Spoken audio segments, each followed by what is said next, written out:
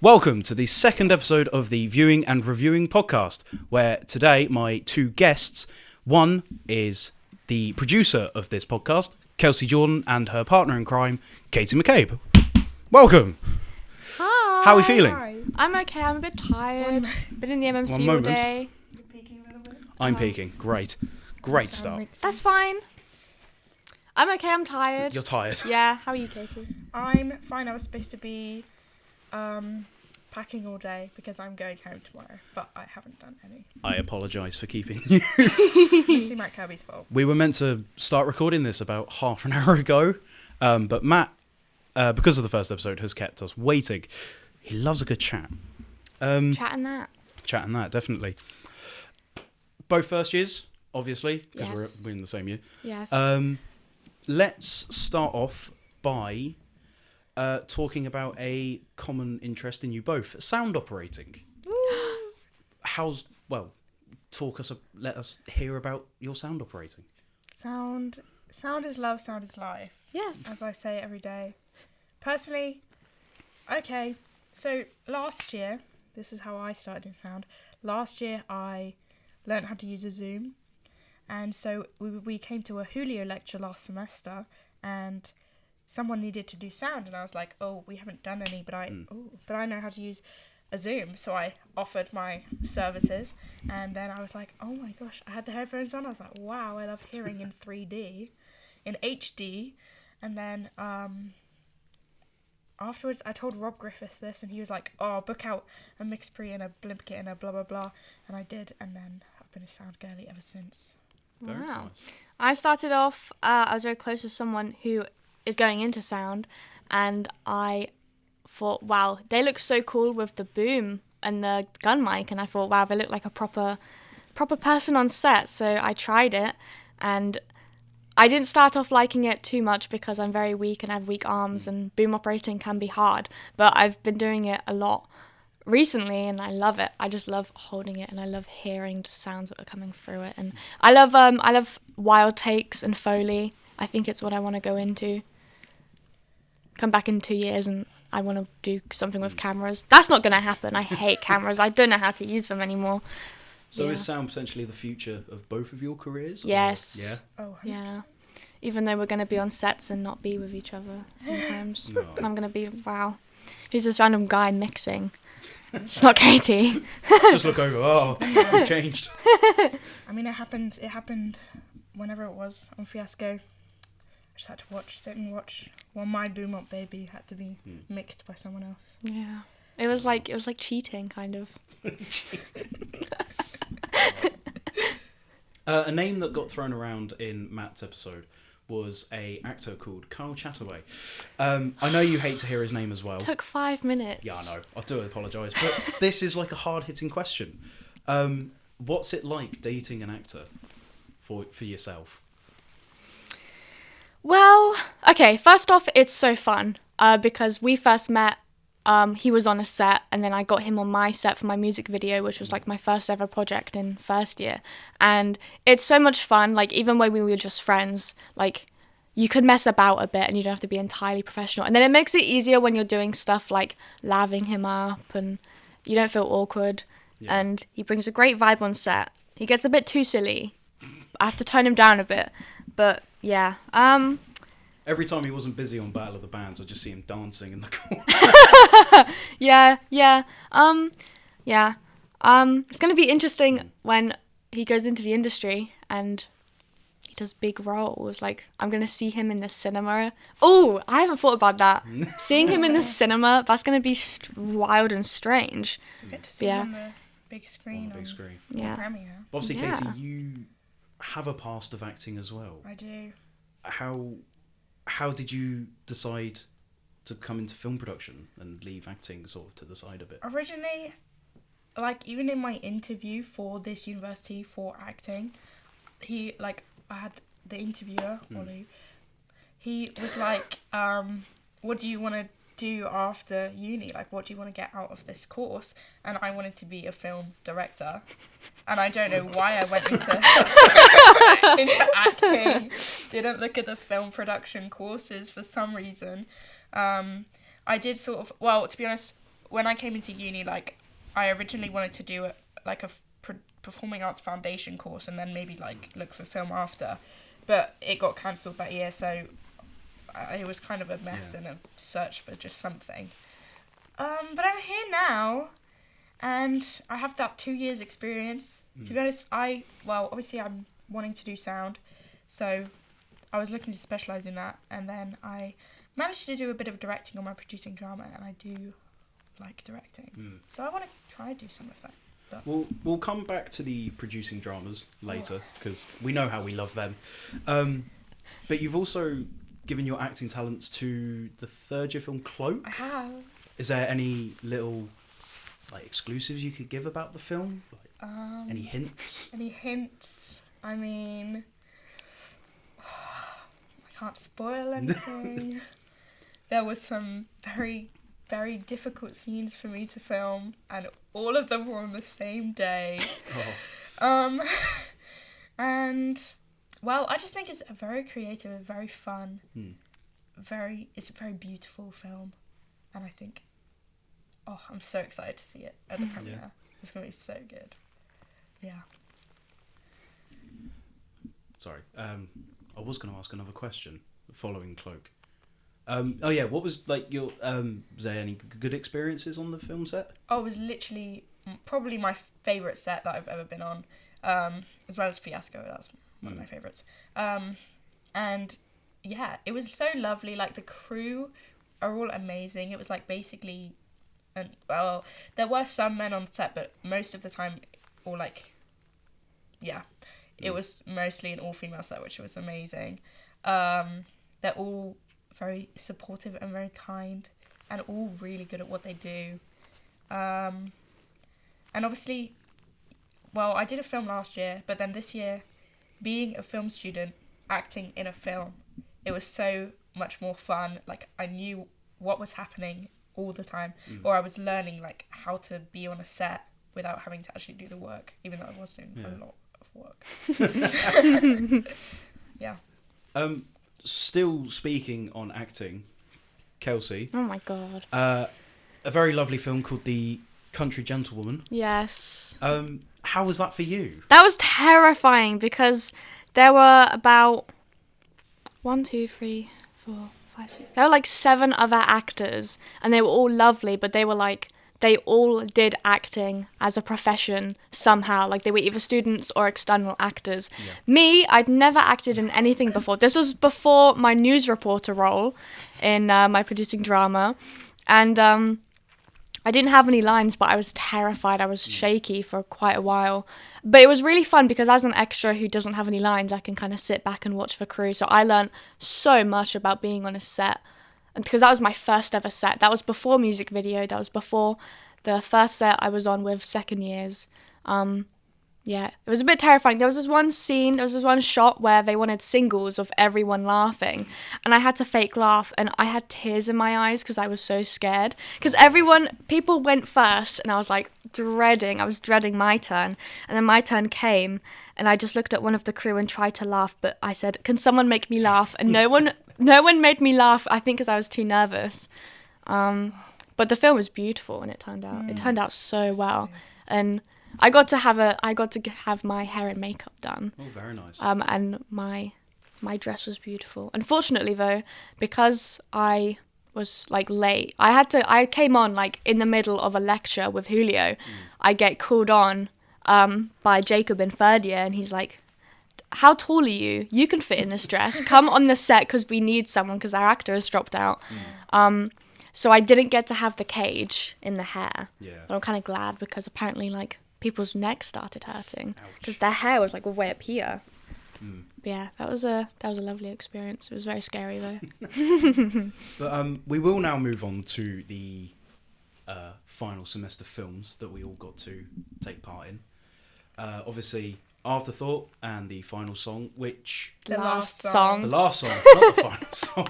The last song, which included a cameo of my previous guest, Matt Kirby, which everyone was very shocked to see. Yes. Who would like to go first on discussing their film?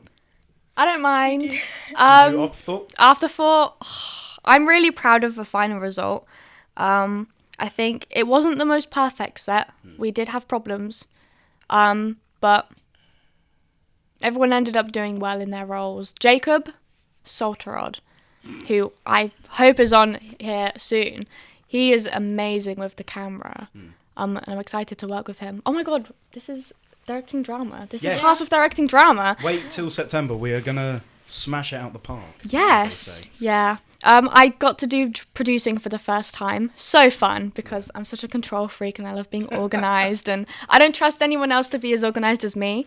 But everyone's fine with that because no one else likes producing, which is a shame. But I was very proud of myself as well for how I kind of led the set, because I was the only one who had been on any other sets. Yeah. And also as producer, I made sure I had like a schedule for the day.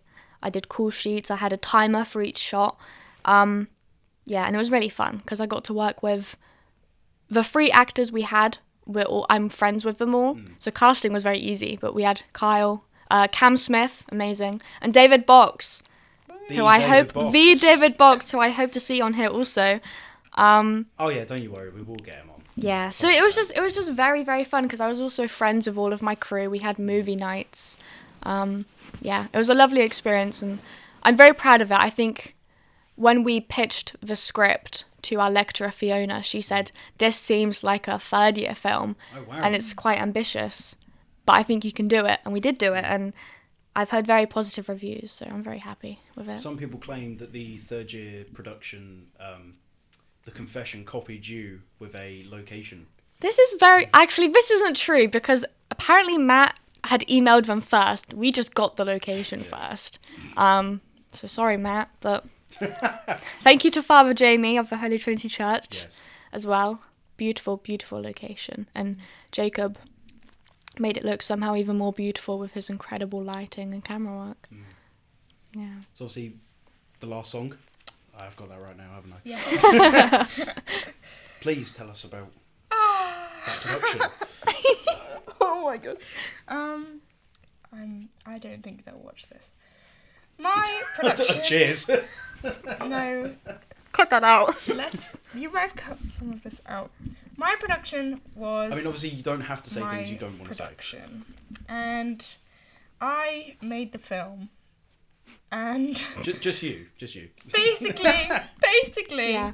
And me on one day. Yeah, she was on it on. Oh my gosh. Yeah. Yeah. So mine was. It turned out, and it exists, and it's something that I'm happy to give to the world. But let's just say it was not an easy effort for myself, and I kind of did everything. So I don't look back on it as a positive experience, and I can't wait for directing drama when I actually do sound, because I was like, we went into this film. Someone wanted to do a horror, and we were like, yeah, we can do that. And I was like, that would be fun for sound design. And then we actually got to pre-production and set and post-production. And I did like no sound because I had to do everything else. Ooh.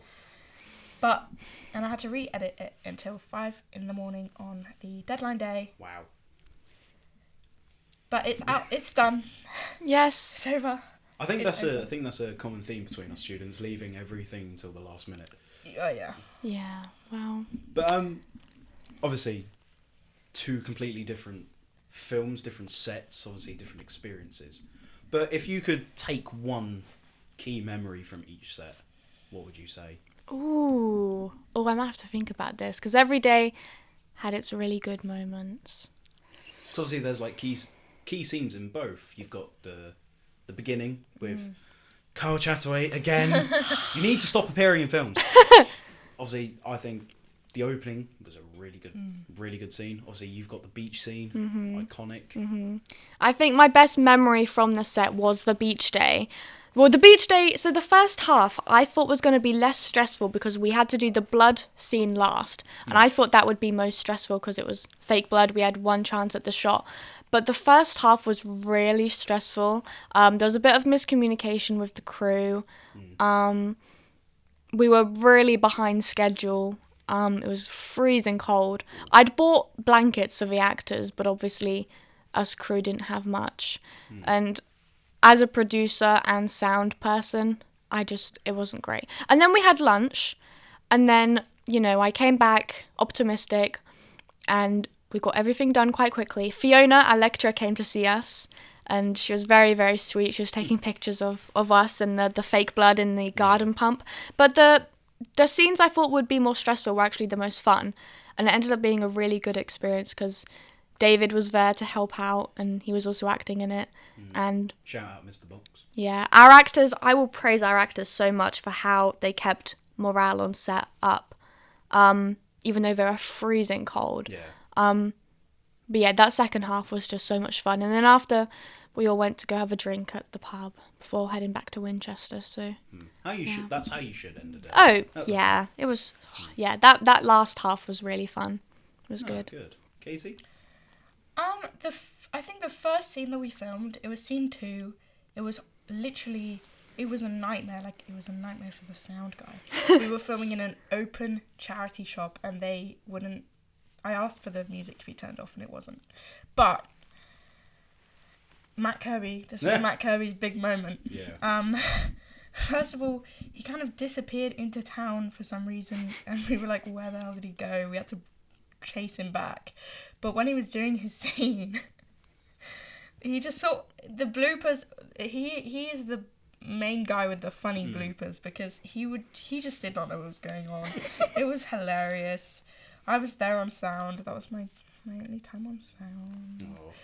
But anyway, yeah, that was the best moment, I think. No, that's good. We'll talk about the premiering of all our films. The common question is, what did you think the best film of the day was? So I will ask that again. After Peak. After Peak. Thank you.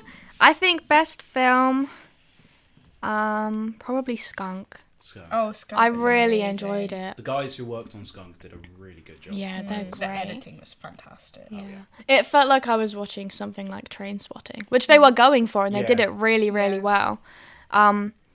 And the ending. Yeah. Oh, what a Twist. twist. So Yeah. good. Like, nothing else had that So sort of... good. Was No that- one, won't no, spoil no it. other film had a twist. No. Yeah. Yeah.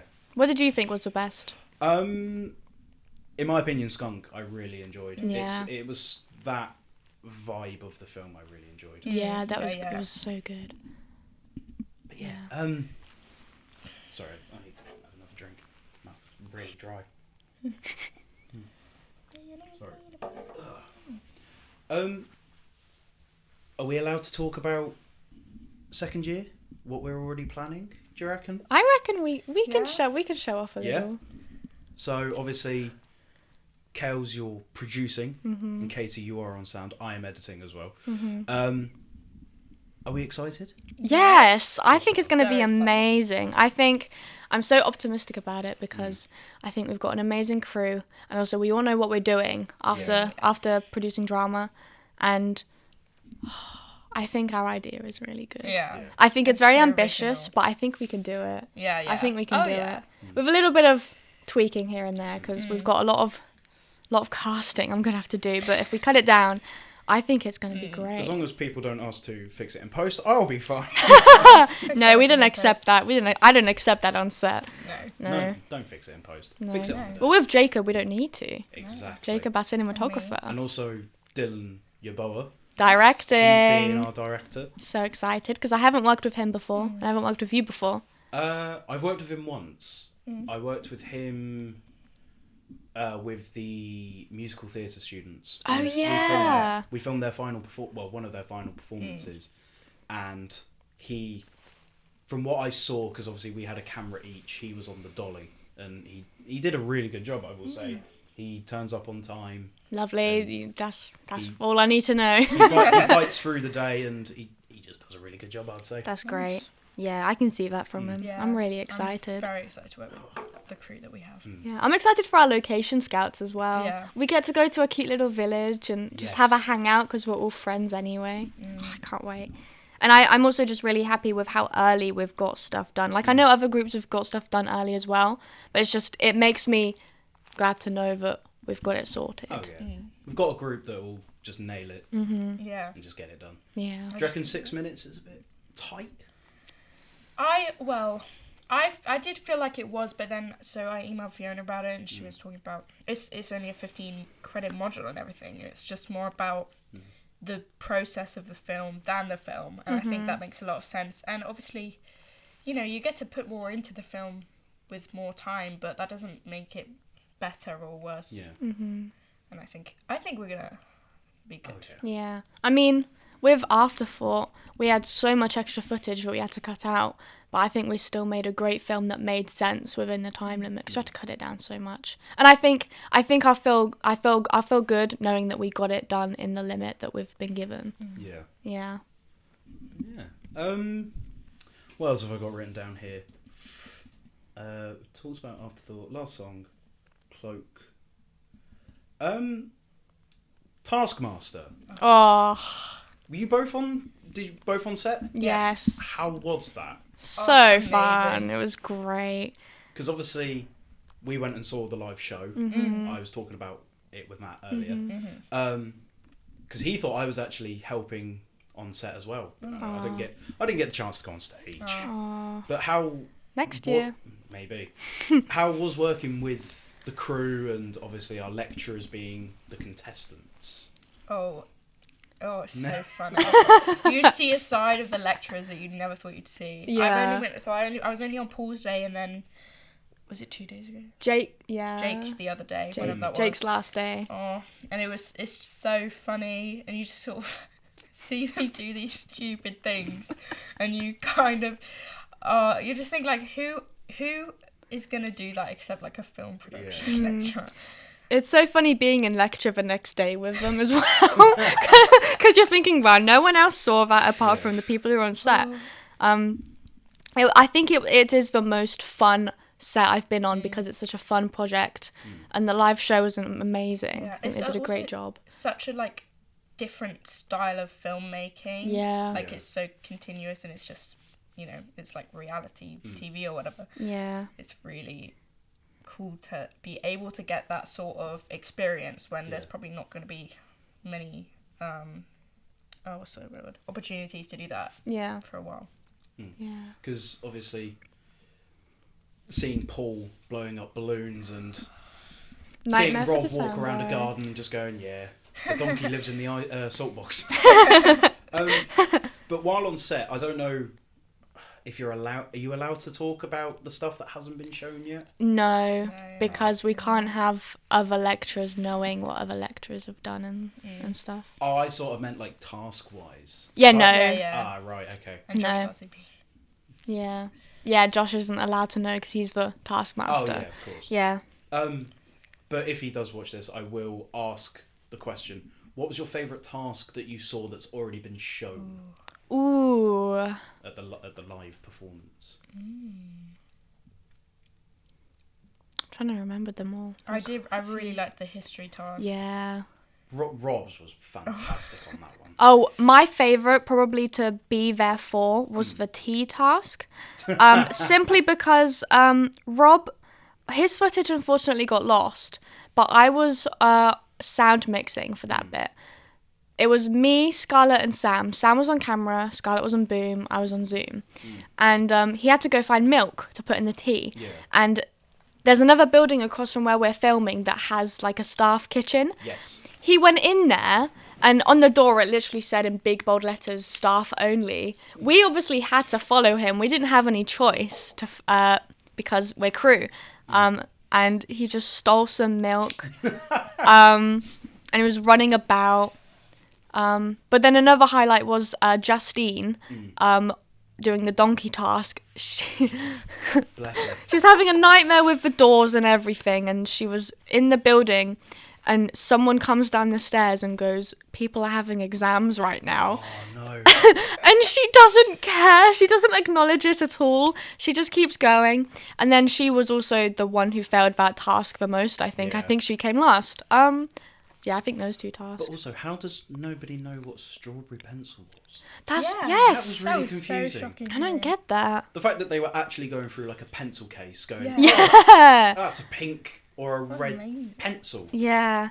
No. I love strawberry pencils. I think they're They are really elite. nice. Yeah. Yeah. We'll go back to talking about premieres. at the moment. Obviously, we will all be there for next Friday. Yes. Is there any in particular? You can say the ones you were on, but are there any in particular you are excited to see? Oh, I'm so excited for the Fiasco project. Yeah. Because we've been on set, we've been doing sound. I think Fiasco has been my most favourite set that hasn't been my own. Yeah. Because as first years, they just let us get on. Yeah. And they trust us to know what we're doing. Yeah, but they do say if you need help with anything, like even just switching out, then you can tell us. Yeah. But I'm so excited because I feel like we don't know a lot about the actual narrative because we were on like 5 days, but they had so many shooting days. We've got so much footage, so I can't wait to actually see it and know the story. And like it's in a surrealist style, and I love surrealism in film, and I think it's very different and unique. And we've seen like a few shots, Yeah. and obviously we see what's happening and we listen to what's happening. Yeah. Well, I do, but we all do because you can hear. And Yes, you have I've ears. got headphones. I've got headphones. But we've seen a few shots and like not all of it, and we're like, how is this fitting into the rest of everything? Yeah. It's really exciting. I have read the script, but it was like before the first day, and I kind of don't remember anything that happened. I need to actually I don't want to read it. I want to I leave think I it wanna as leave a it. as a surprise. And I'm also, of course, very excited to see Cloak. Yes. I'm honestly not excited to see my face, but I think it's like Fiasco and Cloak. I think are the most like creative and what's the word? Unique like concepts that are going to be shown in the premiere. Because I'm really I excited have for seen a little snippet from the editing stage in the MMC. I happened to look over the shoulder of Today. The editor. Was there puppets involved? Yeah, so half of it is live action, half of it Okay. is shadow puppetry. Oh wow! Yeah, Were you? Did you get to be? Were you there for any of the puppet stuff? I was so it's like people. Yeah, yeah. The shadows like it's people mixed with like the paper shadow puppets that Becca made. Becca Lane, wow. our production designer. It's really cool. I mean, yeah, it's so cool. It's just cool. It's a really cool concept, and it was really weird, like working with shadow, and like having to. There's bits where I have to touch certain things, but I had to like not actually touch it. Yeah. It's so weird. And I have to be aware of like where the screen is compared to where I am, but also not like look at it because that changes where my profile is. Yeah. Okay. I'm so excited so to excited. see your face for 20 minutes. I'm bringing my dad along. I'm excited to see The Desperado because it has Kyle in it. Of course. And he's playing this silly little guy running about. What is Desperado. You've also got Mrs. Mavis and the Body. Oh, yeah. Yes. That's another one. Yeah. I haven't seen much about that film, but I am looking forward to that one as The well. marketing stuff looks really interesting. Yeah. I It's gonna think look really good. Abattoir is going to be amazing because that's very like inspired by Robert Eggers and The Witch, and it's a folk horror. I love folk horror. Yeah. And I think So it's going to be stylistic. incredible because Ollie Blakeway in third year is a cinematographer and he's like a god with the camera. He's amazing. And also, I haven't heard like anything and I've No, seen neither. barely anything. I But didn't even know it existed. no, me neither. I didn't know what it was when I saw it on Instagram for the first time, but I think it's going to be amazing. It's actually a funny story about Abattoir.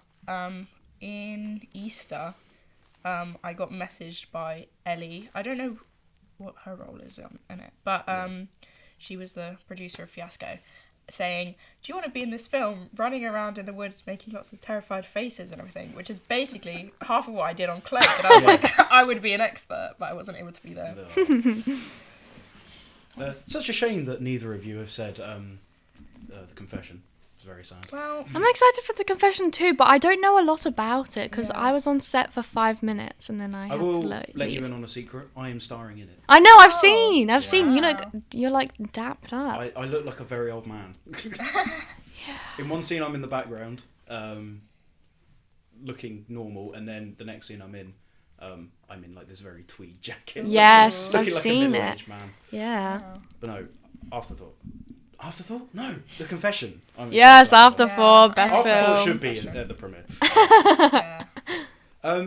Talking about premieres, obviously this will be a question if you guys come back in third year for the podcast. Do you reckon you'll ever make a film that goes to a festival? Well, actually, I wasn't there for the lecture because I overslept. Sorry, but Alex, who was our editor, and did some sound mixing, camera operating. He was in a lecture recently, and our lecturer mentioned festivals for our producing dramas, and he said that he's used one of the websites before, so he's thinking of sending off Afterthought to a film festival because I think we all think that it's got a chance to get in. Oh, wow. We did almost submit it to one of the second year festivals, but we wouldn't have finished it in time, unfortunately, because it was like a crime/noir/thriller festival, and I thought that's like basically what Afterthought is. But yeah, we're considering it, and I hope so because I think that'd be really cool. That'd be really cool. I know we don't have an official title for our second year film. Yeah. But I'd love to send that off. Oh yeah. If it's good, of course. Well, it will be good. It will be good. I know it will be. Yeah. I want to make a film about autism, so if I make that, then there's tons of distant films about neurodivergency and disability that I can see if it gets sent to. Yeah. Right, I think it's probably time to move on to the question section of the podcast, where I've got specific questions for you both. Okay. The first one, this is the same one I asked Matt Kirby a few moments ago. What is your favourite film of all time? 20th Century Women. Okay. It's a feminist film directed by, I think his name is Mike Mills. And it's about this young boy who was brought up by his mum, and she's really struggling. So she asks her, one of the women who live with her, who's like paying rent to live with them, and her son's friend to kind of educate him. Yeah. And it's very sweet. It's very heartwarming. All the characters are flawed, but you love them all anyway.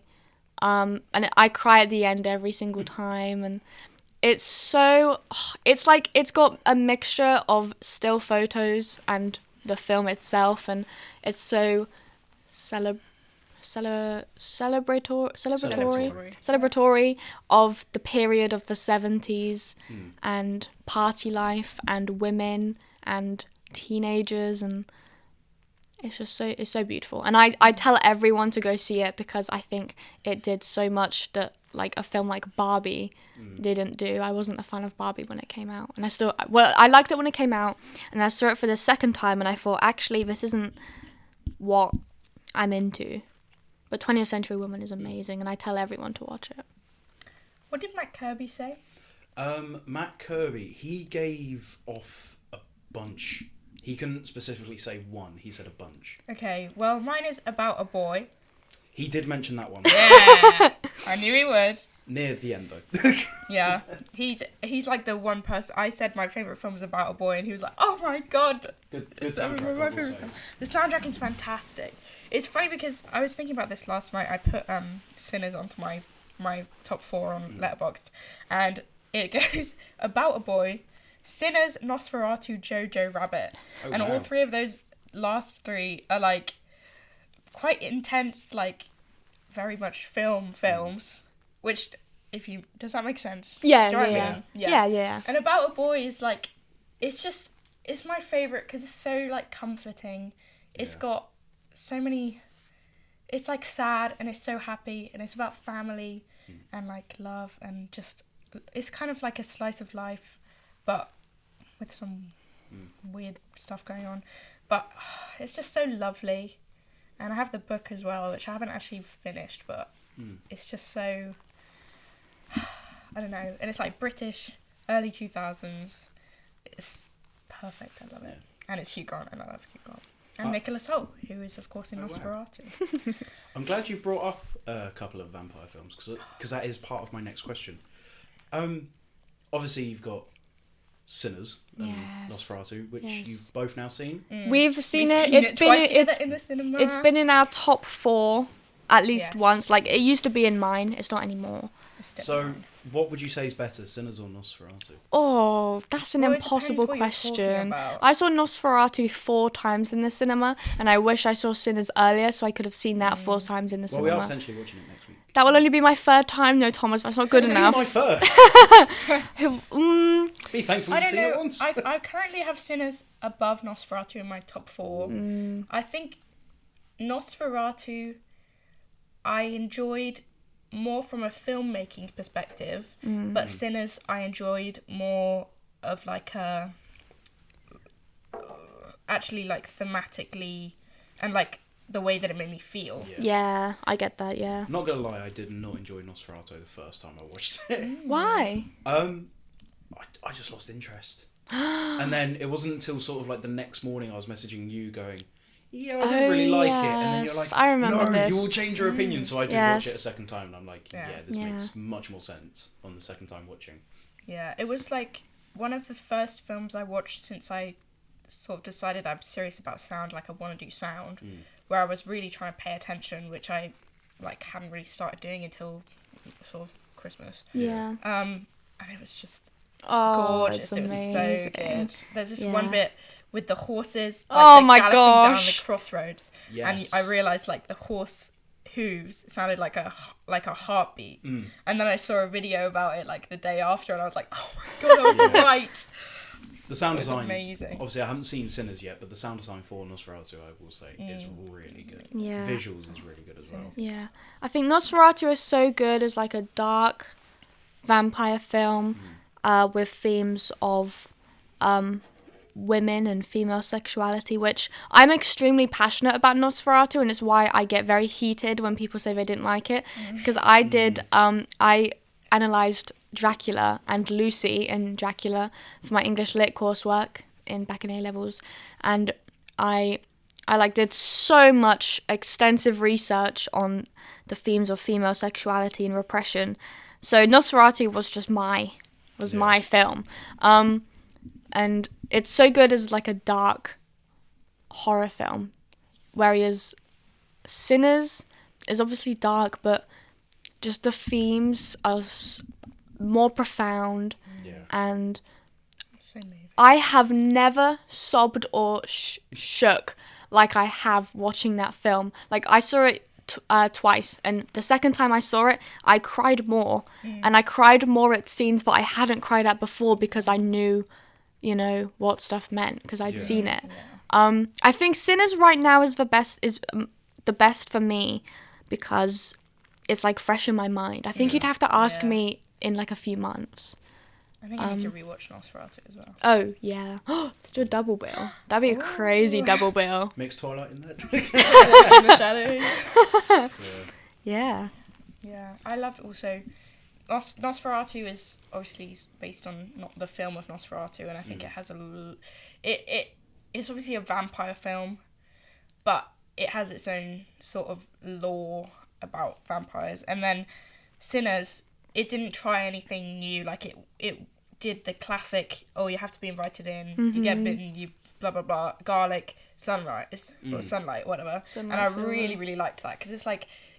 There's been a sort of resurgence of vampire media recently, and, well, I love Interview with the Vampire, the show. Everybody should watch that.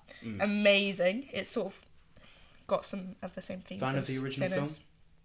I like the original film. But, like, they just didn't try and do something new with vampires, and I actually really like that decision. Yeah, I think they used the cliches and the stereotypes really well. Like, I wasn't, like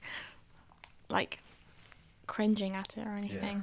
Yeah. The music's really good as well. The music. Listen to Oh the my gosh, playlist the on Spotify. entire Really good. soundtrack is incredible. Might go to HMV, see if they're selling it. Oh, yeah. Oh, I'm getting the DVD as soon as it comes out. It comes out 22nd of July. Get the steelbox for it. Oh my gosh. Comes with a poster. Yes. It comes with a poster, that's what I've been told. I have to get by the Jacob. Nosferatu DVD as well. See, the problem I see with DVDs, I've got loads back home, but I've got websites and apps that at a touch of a finger you could just watch them. So what? Yeah, but no. See, well, obviously my favourite film is About a Boy. That's not on streaming. Is Or it at not? least last time I checked, it's not on streaming anywhere. So I've got the DVD, and it's just I have it now. I can Nice. use it. I need a DVD player. See, stuff like that. Come on, I mean, I I know. understand. I think it's different to have something physically because then you can hold it. That's True. like with books. Like I have to hold a book, and I also love the smell of books, especially old books. And it's like I have to have it, and you know when you get the little like the leaflets inside. And I think also just because I grew up with DVDs, like we threw away a load of DVDs recently at home, and I had stacks of them, Oh. just stacks of them, and you know it's what I grew up with. I love DVDs. Yeah. Well, the way Trump is now currently killing the film industry, I'm not surprised if all those websites and streaming platforms go bust in the next couple of years. Yeah. Bring back DVDs. DVD Yeah. players. Bring back DVDs. Yeah. Physical media is so Bring important back for, like, Bring back Blockbuster. VHSs. archival stuff. Archive. Yeah. Let me just. Get the old 55mm reel. Bring back Blockbuster. Because that existed when I was really young. There's still one. Really where? It's out in America somewhere, but it is the final one, and it's still going. Wow. Yeah. Yeah. But yeah, second question that I've got written down is, what is a film you'd recommend to everyone? 20th Century Woman. Apart No. from that. Okay. What do Oh. I recommend to everyone? Oh. I have a list actually on Letterboxd that's like films I want everyone to watch. I'm trying to think of them. Because for a while you kept recommending people The Substance. Oh yeah. Oh, okay, yeah, I'd go Substance. Yeah. I'd go for Substance because once again, feminist film. The filmmaking behind it is incredible. Like if we leave the plot and everything aside, the fact that they used barely any CGI, it's all practical. The sound design, I don't think I've seen a film with better sound design than The Substance. I think it was impeccable.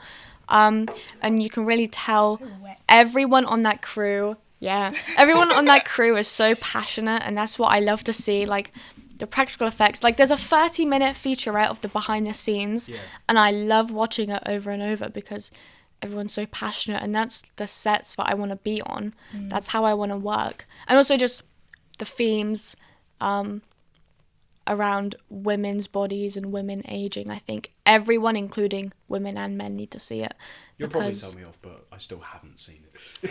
Okay, well, you know what? For our next production meeting, we'll watch it. Yeah. And I also need to get that on DVD because Well, for I saw that film like every 4 production- times in well, the not every cinema. production log, or like the weekly logs Mm-hmm. I do for our lecturers, I do a film recommendation of the week. Oh my gosh. And I did that for Rob in the first semester, and then Paul in this one. Yeah. I wish they would comment on it. Aww. I hope they add them to a list and then go through them. That's what I would do.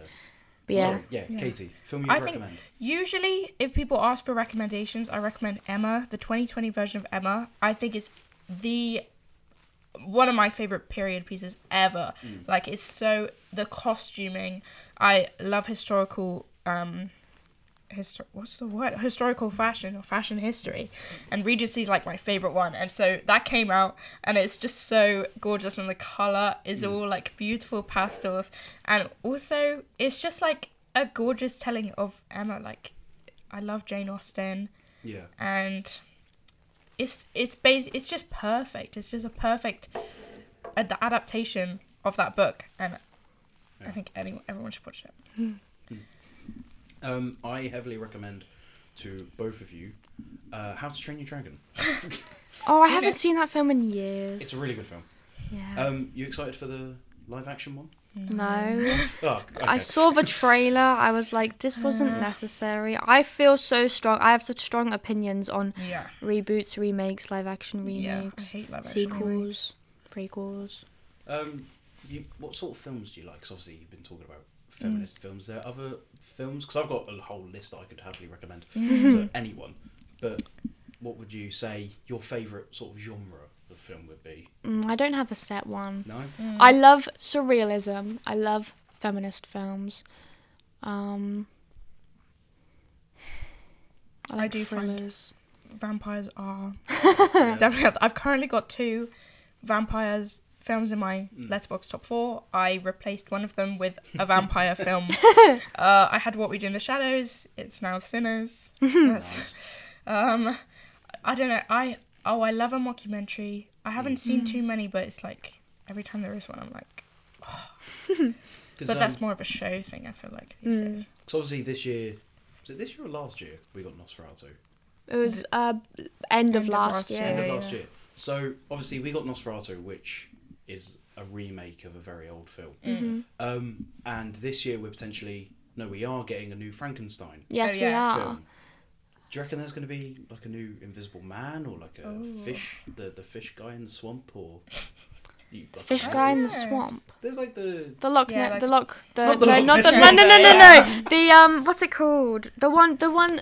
There's a character in Monsters Inc. that has the name. I can't remember. In the drain. Imagine him so clearly. People know what I'm Yeah. But what do you reckon we're going to get next? Because obviously you've still got the Invisible Man, there's the werewolf. Have we had a good werewolf film? Didn't we have a werewolf film come out recently? Prisoner of Azkaban.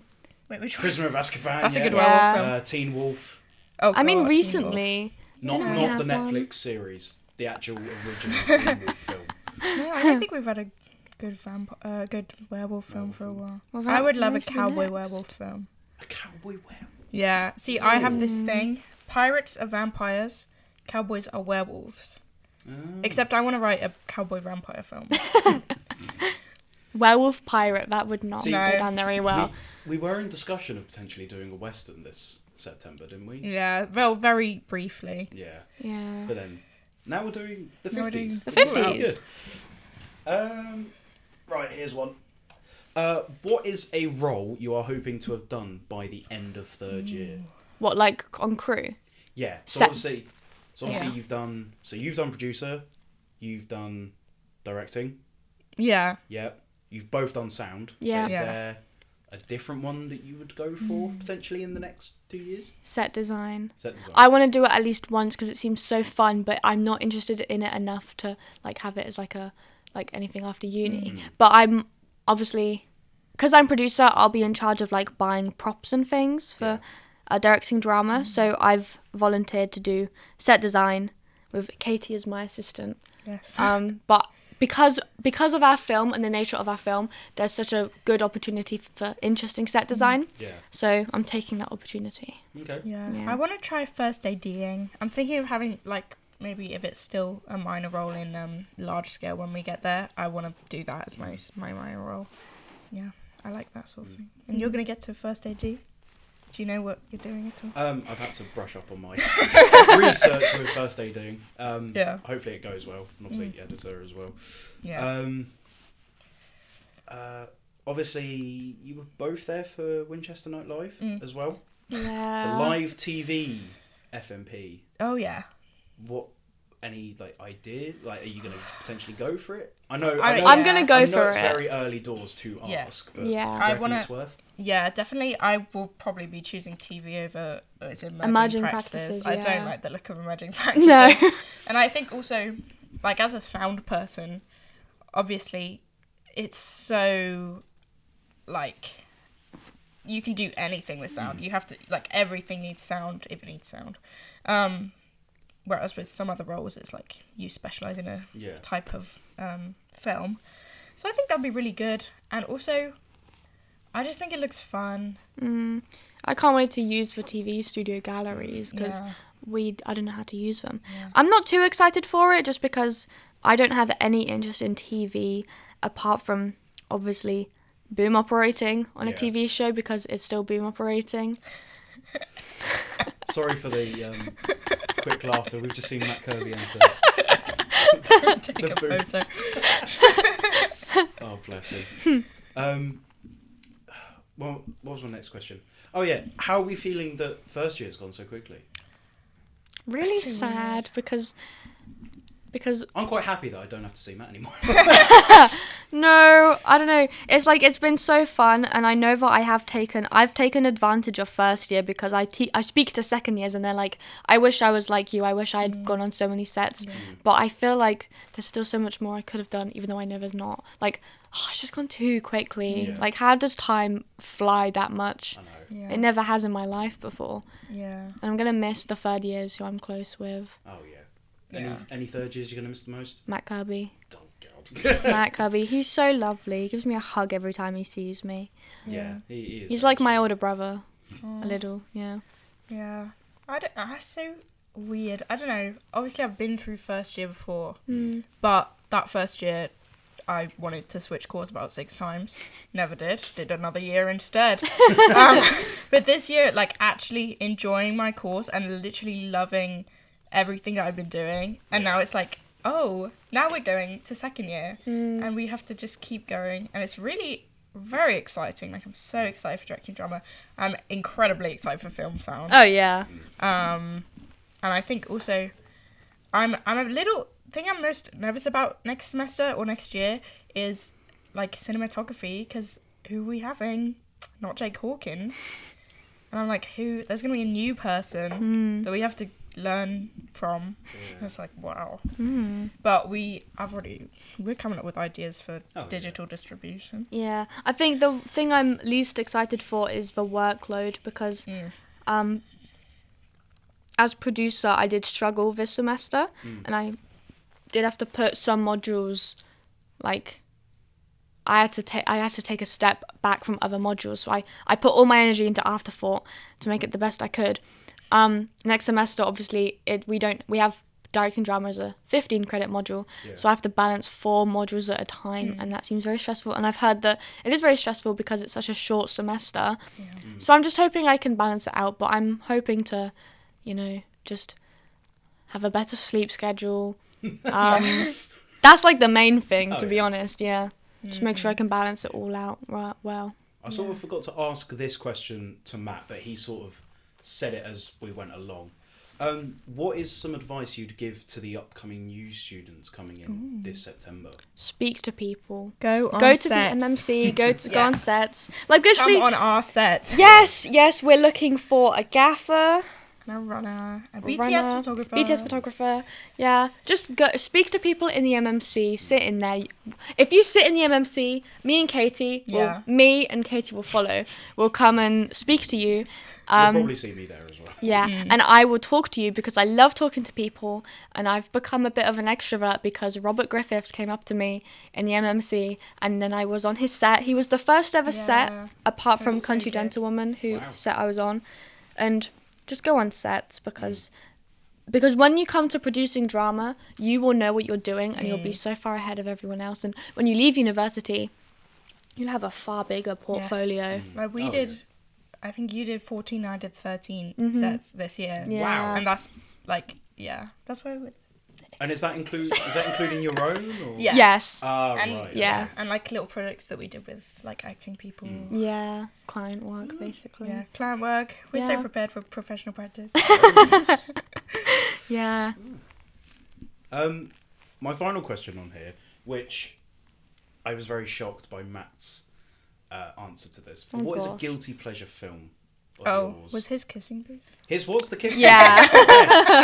Yes. I don't think he's guilty when he tells everybody about it. There were another couple, which I've unfortunately forgotten the names of, but he did say the kissing booth was his main guilty pleasure. I could probably give you 3. Okay. Dumb and Dumber. Oh, that's not guilty pleasure. No, I don't know. Some of the humour's a Guilty bit pleasure is outdated. a film that you're too embarrassed to tell people that you actually enjoy. Am I embarrassed about Dumb and Dumber? Maybe. That's No, a not great really. film. Okay, what am I embarrassed about? I have 2 that are basically very similar. Okay. That I they're not even that embarrassing. So one of them is Blades of Glory. Oh, I love that film. That film's amazing. It's so silly, and it's like I don't know.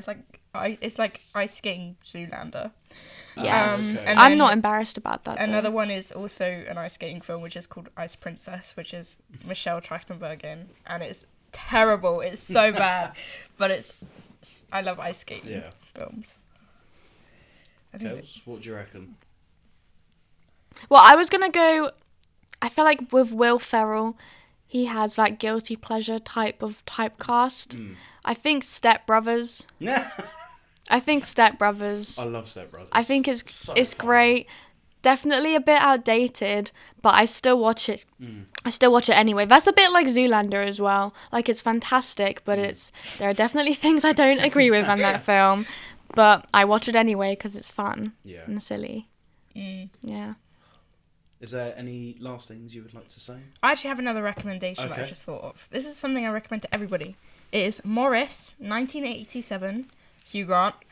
course. Hugh Grant being gay with James Wilby is fantastic. Yeah. It is incredible. Oh, it's just an amazing film. It is about two gay. It's an adaptation of a E.M. Forster book, and he was gay, and it didn't get published until after his death. And yeah, it's about these two men who meet in Cambridge. Or is it Oxford? I think it's Cambridge. In an English city. And they are gay lovers. And then it just, it's about Edwardian times, and it's just a very lovely film about historical LGBT sort of themes. That's my recommendation. Have you seen that? I haven't seen it, and you know this. We should watch it together. We should watch it We should together. watch the extended cut because it has Rupert Graves' penis in it. Actually, the normal one has his penis in it. I don't want to watch something because it has a penis in it. No, it's funny. Unless it was the extended. My recommendation to everyone on this earth is to go to the Prince Charles Cinema and watch the entirety of the overnight marathon that goes from 9 p.m. till 9 a.m. All of the Lord of the Rings extended editions back to back, and go with someone you have a crush on, And then it will work. and you'll Watch the fall in love. 12-hour Wonka Y. I don't know if it's 12 hour, but I want to go to that one. Yeah, it's an all-nighter marathon. But go to the Lord of the Rings one because it is incredible, and even though I'd do a you Harry Potter will one. not watch it all, they used to do that. Because you fell asleep, didn't you? I fell asleep so many times, but you know what? I came out of that feeling horrible, but feeling so, like, I've just done that. Yeah. And I would recommend it because Lord of the Rings on the big screen is amazing. I bet. And I did cry. I cried during it. Of course. I cry at Lord of the Rings. I turned to Kyle and I had tears streaming down my face after the ending because it was just so beautiful. Yeah. Amazing.